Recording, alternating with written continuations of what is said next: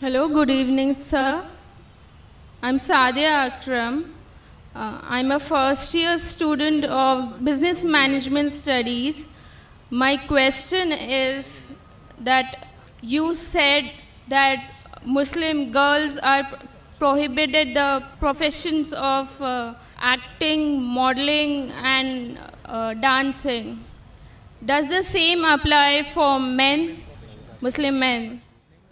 The sister asked the question that I said that profession which exhibit the body, like dancing, like modeling, film acting, is it prohibited for men also?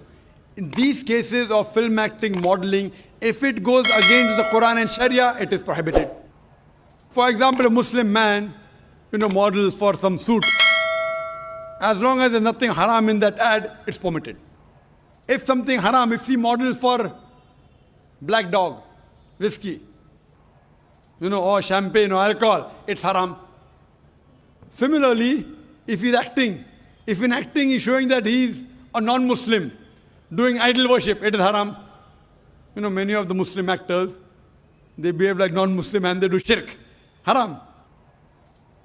Let him be anyone. Let him be the best actor in the world. His acting will take him to Jahannam. His acting will take him to Jahannam. But he's acting and doing a good role, not running after women, running around trees. If all this nonsense is the hijab is broken, it's haram. Otherwise, simple thing, without any haram activity, not breaking the hijab, following the Quran and Sunnah, making films which are Islamic, which will get a person closer towards Jannah, towards Allah subhanahu wa ta'ala, it's perfectly fine. So as long as what they are doing, acting and modeling, if it comes within the purview of the Islamic Sharia, it's permitted, otherwise it's haram. Hope that answers the question. Thank you, sir.